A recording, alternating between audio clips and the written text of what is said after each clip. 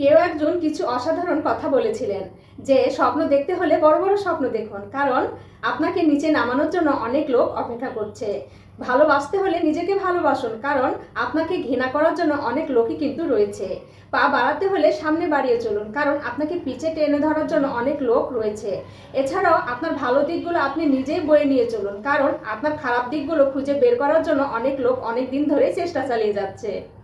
এই পৃথিবীর সবচেয়ে দামি এসি হচ্ছে তাজা বাতাস, কিন্তু সেই তাজা বাতাসকে আমরা অপেক্ষা করি, কারণ এটা বিনামূল্যেই পাওয়া যায়। এই পৃথিবীর সবচেয়ে মূল্যবান সম্পদ হচ্ছে সময়। এই সময়কেও আমরা নানাভাবে অবহেলা করে নষ্ট করি, কারণ এটাও বিনামূল্যে পাওয়া যায়। এই পৃথিবীর সবচেয়ে বড় শান্তি হচ্ছে ঘুম, কিন্তু সেই ঘুমকে উপেক্ষা করে আমরা নানা বিলাসের পিছনে ছুটে বেড়াই।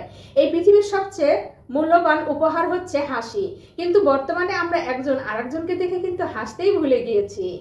এই পৃথিবীতে যতগুলো সুপারফুড আছে তার মধ্যে মধু কিন্তু উল্লেখযোগ্য। মধুর সাথে টক দই মিশিয়ে আমরা বড়রা এবং আমাদের বাচ্চাদের যদি আমরা নিয়মিত খাওয়াতে পারি, তাহলে কিন্তু আমাদের যে ব্রেন আছে, ব্রেনের পাওয়ার আস্তে আস্তে বৃদ্ধি পাবে। এছাড়া আমরা যদি একটু হেলদি হতে চাই বা মোটা হতে চাই, তাহলে ঠান্ডা পানিতে মধু মিশিয়ে কিন্তু নিয়মিত খাওয়া যেতে পারে।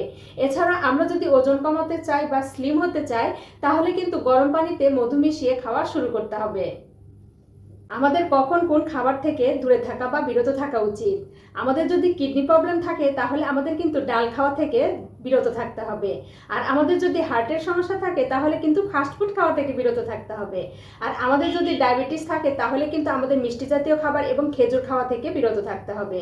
আর আমাদের যদি লিভারের সমস্যা থাকে, তাহলে কিন্তু আমাদের চিনি খাওয়া থেকে বিরত থাকতে হবে। আর আমাদের যদি মস্তিষ্কের সমস্যা থাকে, তাহলে মানসিক টেনশন এবং দুশ্চিন্তা থেকে দূরে থাকতে হবে। আপনার শিশুর 6 মাস পার হওয়ার পর এই খাবারগুলো নিয়মিত দিতে পারেন।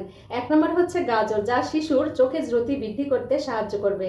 2 নম্বর হচ্ছে পালং শাক, যা শিশুর ক্যালসিয়াম এবং আয়রনের ঘাটতি পূরণ করতে সাহায্য করবে।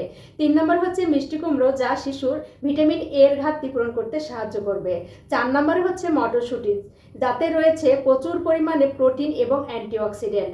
5 নম্বরে হচ্ছে মিষ্টি আলু, এতে রয়েছে প্রচুর পরিমাণে কার্বোহাইড্রেট, যা শিশুর শরীর এবং স্বাস্থ্যের জন্য কিন্তু খুবই উপকারী। ঘরোয়া কিছু টোটকা জেনে রাখুন, ভবিষ্যতে কাজে লাগবে। হাড়ের দুর্বলতায় উষ্ণ গরম দুধ, রক্ত স্বল্পতা দূর করতে পালং শাক, চোখের জ্যোতি বৃদ্ধি করতে গাজর, শরীরের শক্তি বাড়াতে প্রতিদিন একটি করে কলা, পেট খারাপ হলে টক দই, এবং ঠান্ডা জ্বর বা সর্দি জ্বর হলে আদা। মনে রাখবেন, এই পৃথিবীতে কেউই ব্যস্ত নয়। আপনাকে যার যতটুকু প্রয়োজন ততটুকুই গুরুত্ব দিবে, এর বেশি কিন্তু নয়। আগের দিনে মানুষ অশিক্ষিত ছিল, কিন্তু পরিবার যৌথ ছিল। আর বর্তমান যুগে মানুষ শিক্ষিত আর পরিবার হচ্ছে খণ্ডিত। কথাটা সত্যি কি না মিলিয়ে নেবেন।